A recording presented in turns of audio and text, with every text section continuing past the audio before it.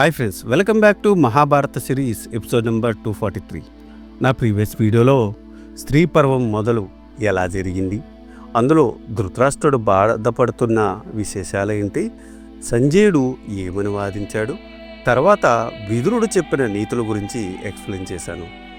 ఈ వీడియోలో విదురుడు ఇంకా ఏం చెప్పబోతున్నాడు అనేది చెప్పబోతున్నాను. So let's get into the video. Maharaja, మామూలు మనుషులు ఆలోచన పరిధి చాలా తక్కువగా ఉంటుంది. అందుకే వారు చిన్న కష్టం వచ్చినా తట్టుకోలేరు. తనకు ప్రియమైన వస్తువు చేయి దాటిపోయినా దక్కకపోయినా దుఃఖిస్తారు. వారి జ్ఞానం నశిస్తుంది. చేయకూడని పనులు చెయ్యడానికి కూడా వెనుకదీయరు. కానీ పండితులకు జ్ఞానకులకు ఇది ప్రియము, ఇది అప్రియము అని ఉండదు. అన్నీ సమానంగా చూస్తారు అని అన్నాడు విదురుడు. విదురుని మాటలు విన్న ధృతరాష్ట్రుడు దుఃఖించడం మానాడు. విదురుడు వంక తిరిగి, విదురా, నీ మాటలతో నా దుఃఖం ఉపశమించింది. నీవు ఇప్పుడే చెప్పావు కదా, పండితులు జ్ఞానులకు ప్రియము అప్రియము అనేవి ఉండవు అని. అన్నీ సమానంగా చూస్తారు అన్నావు కదా, వారు అలా ఎలా ఉండగలరు? దాని గురించి వివరించు అని అడిగాడు. విదురుడు చెప్పడం మొదలుపెట్టాడు. ఓ ధృతరాష్ట్ర మహారాజా, సంసారము అని ఈ వృక్షము అరటి చెట్టు వలె చాలా దుర్బలమైనది, నిస్సారమైనది. కానీ మానవుడు ఈ సంసారమైనందే అనురక్తుడై నిరంతరం వ్యధకు గురి అవుతున్నాడు. ప్రస్తుతం మనకి ఈ శరీరం లభించింది. ఈ శరీరం పతనం కాగానే మరొక శరీరం లభిస్తుంది. కానీ ఇదే శరీరం శాశ్వతం కాదు కదా. ఇది తెలుసుకున్నవాడు నీ మాదిరి వ్యధ చెందడు. ఎలాగంటే ఒక ఇంటి నుండి మరో ఇంటికి పోయిన మాదిరి, ఒక వస్త్రమును విడిచి మరొక నూతన వస్త్రం ధరించిన మాదిరి ఒక శరీరం వదిలి మరొక శరీరం ధరిస్తాడు. కుమ్మరివాడు కుండను చేయటానికి మట్టిని సారె మీద పెట్టి తిప్పుతాడు. అది వెంటనే విరిగిపోవచ్చు, లేక కుండగా తయారైపోయి తర్వాత పగిలిపోవచ్చు, లేక దానిని కాల్చేటప్పుడు పగిలిపోవచ్చు, దానిని మనం వాడుకునేటప్పుడు కింద పడి పగిలిపోవచ్చు. కాబట్టి ఈ మట్టి కుండ ఏ దశలో పగిలిపోతుందో చెప్పలేం కదా. మానవుడు కూడా అంతే. పురుషుడు వీర్యం స్త్రీ శోణితంలో కలిసి అండంగా తయారవుతుంది కదా, ఆ దశలోనే ఆ అండం విచ్ఛిన్నమవచ్చు, లేక గర్భాస్రావం కావచ్చు. ఆ పిండం శిశుగా మారి రూపుదిద్దుకునే సమయంలో కానీ, ప్రసవం అయ్యే సమయంలో కానీ, శిశువు జన్మించిన తర్వాత కానీ, బాల్యంలో కానీ, యవ్వనంలో కానీ, వృద్ధాప్యంలో కానీ ఎప్పుడైనా మరణం సంభవించవచ్చు. కాబట్టి ఈ శరీరానికి నిరంతరం మరణం సంభవిస్తూ ఉంటుంది. కాబట్టి మరణం ఈ విధంగా సంభవిస్తూ ఉంది అని కూడా చెప్పలేము. మరణానంతరం మనము చేసిన సుకృత దుష్కృతముల ఫలితము ప్రకారం మనకి స్వర్గ నరకములు సంప్రాప్తిస్తాయి. కాబట్టి మరణించిన వారి గురించి దుఃఖించడం అవివేకము. వివేకము గలవారు ఈ సంసార దుఃఖ భయస్తుని అని తెలుసుకుని దానిలో చిక్కుకొనరు. కాబట్టి నీవు కూడా చచ్చిన వారి కోసం బాధపడకుండా వారిని ముక్తి మార్గం కొరకు ప్రయత్నించు అని చెప్పాడు విదురుడు. విదురుడి మాటలతో ధృతరాష్ట్రుడికి దుఃఖం నుండి ఉపశమనం కలిగింది. విదురా, అసలు సంసారంలో దుఃఖం ఎందుకుంటుంది? దానిని మనం ఎలా నివృత్తి చేసుకోవాలి? వివరంగా చెప్పు అని అడిగాడు. విదురుడు ఇలా చెప్పడం మొదలుపెట్టాడు. మహారాజా, ఇందాకే చెప్పాను కదా, పురుషుడి నుండి విడుదలైన శుక్లము స్త్రీ గర్భంలోని శోణితలోని కలిసి పిండముగా రూపుదిద్దుకుంటుంది. క్రమక్రమంగా అవయవాలు రూపుదిద్దుకుంటాయి. శిశువుగా తయారవుతుంది. ఆ శిశువులోనికి ప్రాణవాయువు ప్రవేశిస్తుంది. ఈ శిశువు తల్లి గర్భంలో గిరగిరా తిరుగుతూ తీవ్రమైన బాధ అనుభవిస్తుంది. తల్లి యోని ద్వారా వద్దకు చేరుకుపోతుంది. ఆ సమయంలో ఆ శిశువుని ఎన్నో గ్రహములు భూతములు బాధిస్తాయి. తర్వాత ఆ శిశువు తల్లి గర్భం నుండి బయటపడుతుంది. ఆ శిశువు బాలుడిగా ఉన్నప్పుడు శుచి అశుచి తెలియదు, వివేకము తెలియదు. ఆటపాటల్లో ఎన్నో దుష్టచేష్టలు చేస్తాడు. ఆ బాల్య చేష్టలతో కాలం గడిచిపోతుంది. బాల్యం నుండి యవ్వనంలోకి రాగానే కామపరమైన చేష్టల మీద ఆసక్తి పుడుతుంది. స్త్రీ సౌఖ్యము కోరుకుంటుంది. ఇంద్రియ లోభత్వము అధికంగా ఉంటుంది. దానివల్ల సుఖము దుఃఖము సంభవిస్తాయి. ఎన్నో బాధలకు గురి అవుతాడు. చెయ్యరాని పనులు చేస్తాడు.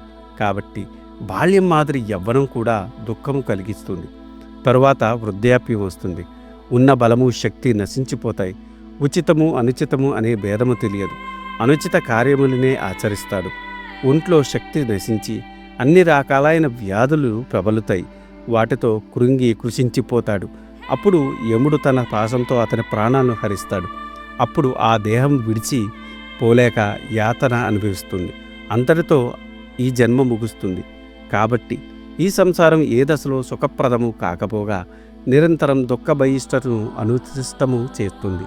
పైగా ఈ శరీరంలో ఉన్నప్పుడు మానవులు లోభ, క్రోధ, మదోన్మతులై ఎన్నో దుర్మార్గాలు చేస్తారు. కాస్త సుఖం కోసం ఒకరినొకరు చెరుచుకుంటారు, చంపుకుంటారు, ధర్మం వదిలిపెట్టి అధర్మవర్తులవుతారు. తుదకు యమభటుల చేతికి చిక్కుతారు. ఈ విషయములను పెద్దల వల్ల విన్న సజ్జులను సన్మార్గంలో పయనించి నిత్యానందం పొందుతారు. ఈ సంసారం ఎలాంటిదో, ఎలా అధిగమించాలో నేను పెద్దల వలన విన్న మాటలు నీకు చెప్తాను. శ్రద్ధగా విను. ఒక దుర్గమైన అరణ్యంలో ఒక బ్రాహ్మణుడు వెళ్తున్నాడు. అప్పుడు పులులు, సింహాలు, ఏనుగులు మొదలగు అడవి జంతువులు అతన్ని చుట్టుముట్టాయి. ఆ బ్రాహ్మణుడికి కోపం వేసింది. అడ్డదారిలో పరిగెత్తాడు. ఆ క్రూర జంతువులు అతన్ని వదిలిపెట్టి వెళ్ళిపోయాయి. ఇంతలో ఒక దొంగల గుంపు అతన్ని అడ్డగించింది. ఆ బ్రాహ్మణుడు భయంతో వణికిపోయాడు. కాళ్ళు తడబడుతున్నాయి. ప్రాణభయంతో చలనం లేకుండా పోయాడు. దిక్కులు చూస్తున్నాడు. ఆ అడవిలో తన్ను కాపాడేవాళ్ళు ఎవరూ లేరని తెలుసుకున్నాడు. అతనికి ఇంకా భయం ఎక్కువైంది. వెనక్కి తిరిగి పారిపోతున్నాడు. కానీ ఎంత పరిగెత్తిన అడవికి అంతం కనిపించడం లేదు. వెనుక నుండి దొంగలు, ముందు నుండి క్రూరముఖాలు తరుగుతుంటాయి. ఇంతలో ఒక భయంకరాకారంతో ఉన్న స్త్రీ అతన్ని కౌగిలించుకుంది. 5 తలల ఏనుగులు ఆ అడవిలో తిరగడం చూశాడు ఆ బ్రాహ్మణుడు. ఆ భయంకరమైన స్త్రీని తప్పించుకొని పరిగెత్తుతుంటే ఒక బావి కనిపించింది. ఆ బావి మీద తీగలు అక్కడ బావి ఉన్నట్టు తెలియకుండా అక్కడ బావి మీద అల్లుకొని ఉన్నాయి. అది తెలియని ఆ బ్రాహ్మణుడు ఆ బావిలో పడ్డాడు. పడుతూ ఉన్న తీగను గట్టిగా పట్టుకున్నాడు. తలకిందలుగా వేలాడుతున్నాడు. కిందకి చూశాడు. ఆ బావిలో ఒక పెద్ద పాము నాలుకలు చాస్తూ అతని మీదకి రాసాగింది. పైకి చూశాడు. 6 తలలు 12 కాళ్ళు కల ఒక ఏనుగు ఆ బావి ఒడ్డున ఉన్న ఒక చెట్టు వద్దకు వచ్చింది. ఆ చెట్టు కొమ్మలు, రెమ్మలు విచిత్ర రంగులతో మెరిసిపోతున్నాయి.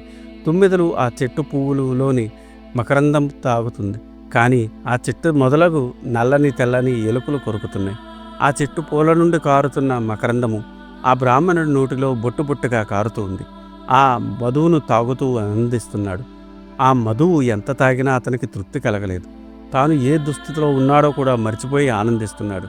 ఈ ప్రకారం తీగలు పట్టుకొని తల కిందగా వేలాడుతున్న ఆ బ్రాహ్మణుడి కింద ఉన్న పాములు, పైన ఉన్న ఏనుగు, అడవిలో ఉన్న క్రూరమృగాలు, భయంకరాకారంతో ఉన్న స్త్రీ, చెట్టును కొరుకుతున్న ఏనుగులు, ఆ చెట్టు పడిపోతుందన్న ఆలోచన చుట్టూ ఇంకారంతో తిరుగుతున్న తుమ్మెదలు, వీటితో అతని మనసు కకావికలమైంది.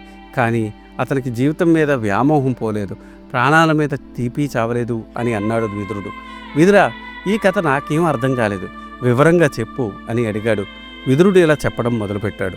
మహారాజా, ప్రపంచంలో మనుషులు సన్మార్గులు బోధించుటకు, మోక్షకాంక్ష కలుగు చేయుటకు పెద్దలు ఈ కథ చెబుతారు. మన జీవితం ఎలాంటిదో ఈ కథ కూడా అలాంటిది. కానీ ఈ కథను సరిగ్గా వివరిస్తే గానికి అర్థం కాదు. చెప్తాను విను. ఆ బ్రాహ్మణుడు ప్రయాణం చేస్తున్న అడవి సంసారం.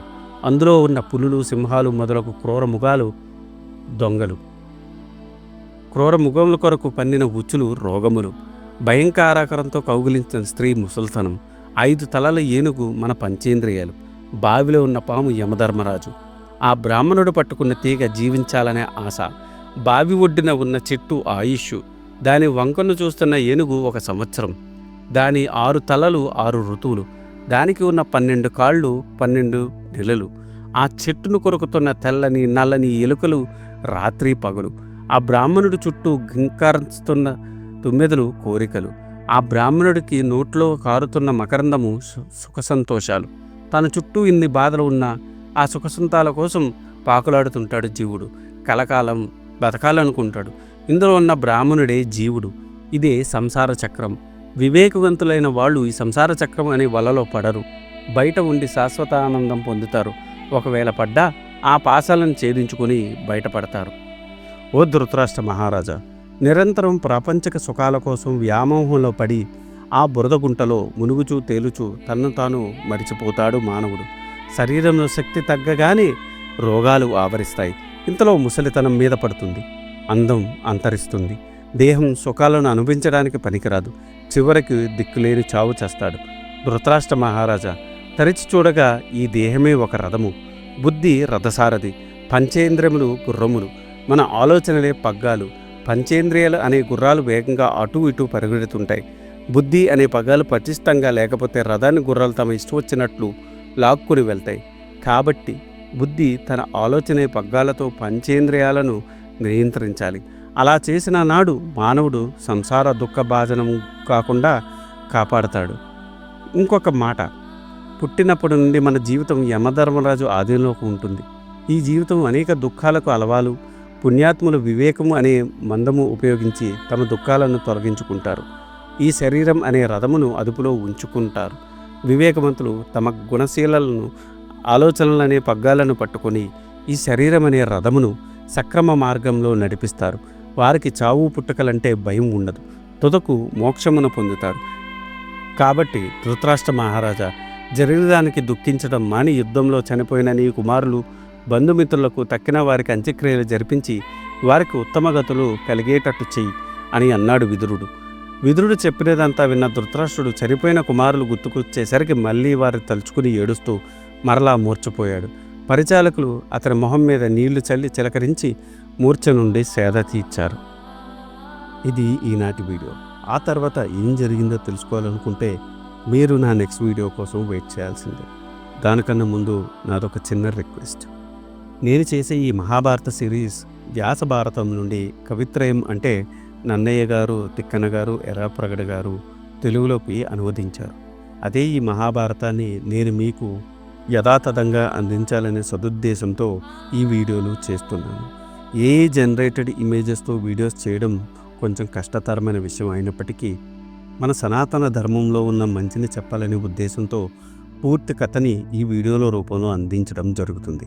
అందుకని మీలాంటి వారి సపోర్ట్ నాకెంతో ముఖ్యం. మీరు నన్ను సపోర్ట్ చేయాలనుకుంటే జస్ట్ మీ అభిప్రాయాన్ని కమెంట్ల రూపంలో తెలియచేస్తూ, లైక్ చేస్తూ, 10 మందికి షేర్ చేస్తూ మన ధర్మాన్ని 10 మందికి అందేలా చేయాలని కోరుకుంటున్నాను. ఈ వీడియో కనుక మీకు నచ్చితే do like, share and subscribe. Thanks for watching.